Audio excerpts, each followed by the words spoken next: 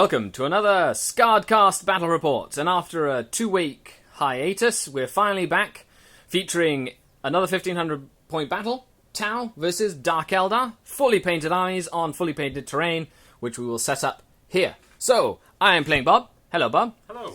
And today you have your beautifully painted Tau army, which we have featured before on the channel.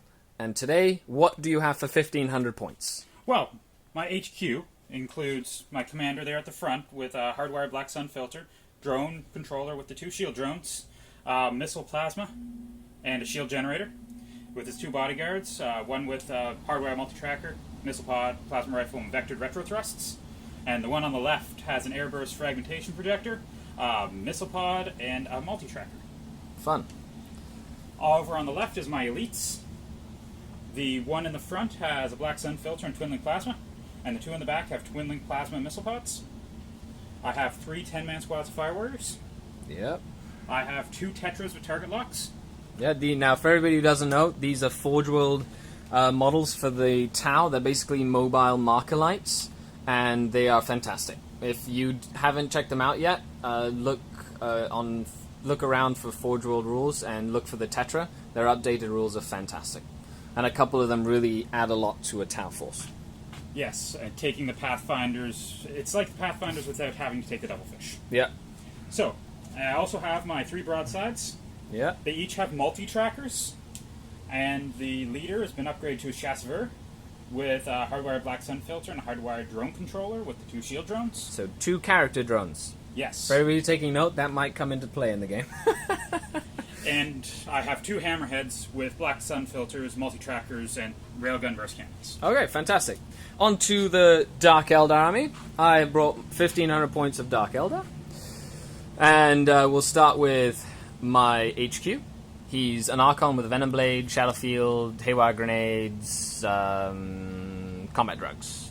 4 Blood Brides with Haywire Grenades and a Venom. With all my vehicles have Night Shields, except for the Razor Wing. For troops, that's 10 Warriors with a Shredder, Splinter Cannon in a Raider. 3 Eldar Jet Bikes and an Eldar Farseer with Runes of Warding, Runes of Witnessing, and 2 powers, which I'm going to be switching out for Divination. Going to try out a level 2 Psyker today. Then I have 14 Warriors on foot with a Blaster Splinter Cannon as a caddy for my Farseer. The Razor Wing stock, 45 points, just basic with stock missiles. 6 Witches in a Raider with enhanced sails and a Night Shield. 5 Witches with Haywire Grenades and a Venom with dual cannons, Night Shields as well. A Ravager and 6 Reaver Jet Bikes with 2 Heat Lances and an Arena Champion with a Venom Blade. I will soon be painting up a second unit of these, so I'll have 2 units of 6. Okay, well, when we return, we'll have the battle set up, and we'll go over the mission. Thanks a lot for watching and tuning in. Hope you enjoyed the game. Okay, so we've deployed. We're playing mission number 1, which is Emperor's Crusade or something like that, which is just the basic D3 objectives. We've got 3 objectives, and we got Vanguard deployment. So lengthwise, Tau won the roll-off to go first and deploy first. So unit of Fire Warriors, Commanders, Tetra. Unit of Fire Warriors, Suits, Hammerhead, broadsides in the top of that building with some more Fire Warriors. His objective is that little pile of skulls right at the bottom there. In there. We already rolled for that one. It's a targeting relay, so reroll plus 1s to hit for the Fire Warrior units. And that one's actually going to be exploding.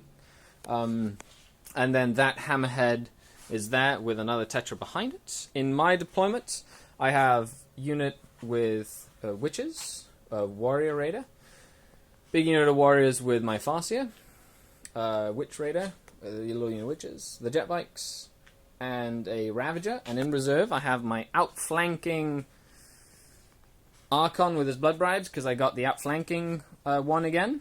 Unit of Eldar Jet Bikes in reserve. My Razor Wing is in reserve, and he has nothing in reserve. Okay, so we'll be... Oh, I'm going to roll to see if I can steal the initiative. And it is Night Fight turn 1. So we'll see what happens. Do the Dark Eldar get sneaky enough to steal? No, they were close. And we'll be back at the end of turn 1. They moved up. Shot, killed 3 here. Took 2 hull points and shook that. Took a hull point off of my Ravager and knocked out 1 jet bike. And then other than that, just kind of maneuvered. And now we're on to Dark Eldar, turn 1. This unit shuffled up to get all their guns within 24 of the Fire Warrior unit to blast them. Killed a couple. Then the Raider unit here with Splinter Axe killed another few. And the Venom failed to kill the other 2, went to ground. But then they ran off the board, awarding me first blood. And the Ravager moved up here. Actually forgot to roll his dangerous terrain test. He's okay. So he's fine. He moved up, shot, and killed one of the shield drones from the command units. And this Venom just kind of moved up there. And so now we're moving on to Tau, turn 2. Oh, and the jet bikes the Reaver jet bikes boosted up to this piece of terrain here, ready to pounce on anything over there. Okay, see you later. So, they moved up a lot and shot the hell out of my 14-man unit. Then he also blew up that Raider, killing 3 witches, killing the Splinter Cannon that was the closest to the explosion, putting a wound on the Farseer. Both units held and they're not pinned. He also blew up my Venom, or wrecked it, and they're not pinned and they were there. Both Hammerheads shot at the Ravager but failed to do anything to him. And then he kind of just scooted back. That unit only moved 3 inches. The Crisis Suit Commander unit moved 3 inches. The regular suits moved like 9 inches. And now it's Dark Eldar turn 2. We'll see if reserves show up. So, first things we have on the agenda are the Razorwing. It shows up. The Archon and his Blood Brides. They show up. And last but not least, the Eldar Jetbikes. They show up too. Okay, so when we return, all the Dark Eldar will be on the table. Witches just kind of moved over here. The Farseer Twin Link, the Ravager, who popped the Hammerhead. They moved up and shot into the Crisis Suit unit, killing one shield drone. And then they fell off the table with a unlucky morale test. And the jet bikes had fired at them and missed, but now they're just sitting there because they can't do anything. Oh no, they can still Eldar jet bike move. Because they don't have to charge. They're going to Eldar jet bike move. My Archon came on this side of the table, and everything blasted into the broadsides, putting 1 wound on the closest broadside. And the Razorwing blasted into the Fire Warrior unit, killing 5, but they held. So now we're going on to Tau, turn 5. Turn 3. This game is going really, really fast. Nothing happened over here. Nothing happened over here. The jet bikes got blasted to smithereens by Fire Warriors because 2 Tetras provided Mark Light support, ignoring their cover and making the Fire Warriors hit on 2s, which meant dead jet bikes. This unit over here, all this stuff fired into the Venom with the Blood Brides, killing all the Blood Brides and leaving the Archon all by him lonesome. But he's going to have to charge through a hail of gunfire in order to get into there. And then he snapshotted and actually hit 3 times with missile pods onto my Razorwing. I chose to evade and then was actually successful in stopping one of the glances. But it's immobilized, so its speed is now stuck.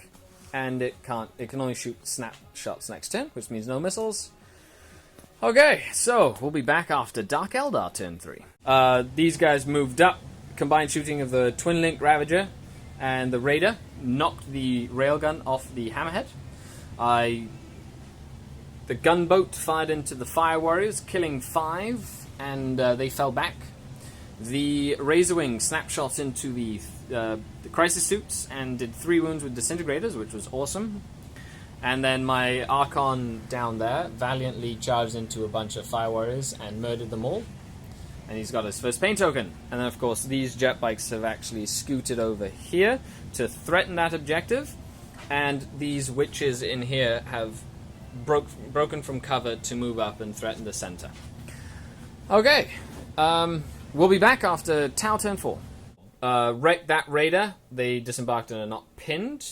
The Hammerhead wrecked it with burst cannons. He fired Twin Link Plasma into my Archon, who valiantly passed every single Shadow Field save he was required to make. And then the broadsides also shot at him, and he made all his Shadow Field saves as well. And now it's Dark Eldar turn 4. We'll be back. they moved on to that objective. They just kind of scuttled around that objective. Firing saw the hammerhead die. This one fired at that Tetra, killed it. The witches charged into that Tetra, killed that. The Archon charged into the broadsides, passed a railgun Shadowfield save, and then got challenged by a drone, killed the drone. They failed their morale test, and then ran them all down. And he's just sitting there like a boss in the back. And so we've decided to call it game with 2 crisis suits and being turn 4 and being an objective game. So, Bob, do you have any tactical notes? I really need to place the bigger terrain with a better field of view when we set up the terrain, because my broadsides didn't get to shoot at much for the entire game, and there are very big points of investment. Yep, they were just there, and this actually blocked a lot of line of sight for those broadsides, so I was able to mitigate that quite nicely, which means the hammerheads, one split up this way, and then the other one split up this way, which meant I was able to focus on that one and kill it, and then slowly mitigate, turn my focus onto everything on this side of the table as well. The Archon not failing a Shadowfield save was also very big, as it helped me clear out that whole zone where his objective was. And of course, his Tau Fire Warriors have very, very low leadership. Even with the upgrade to the squad leader, they're still on leadership 8, which is one of the problems Dark Eldar used to have, which I can see them switching at some point when the new book comes out. Anyway, thanks all for watching. Of course, you can check us out on the podcast and blog, skard.podbeam.com. We're also on Twitter, at Skari2. Check out the 40k Nation. We're the Eternal Warriors chapter.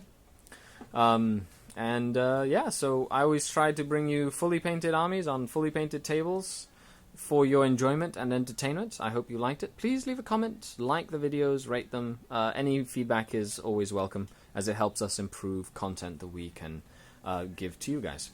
Anyway, thanks a lot for watching. Catch you guys later. Till next time, Skari out.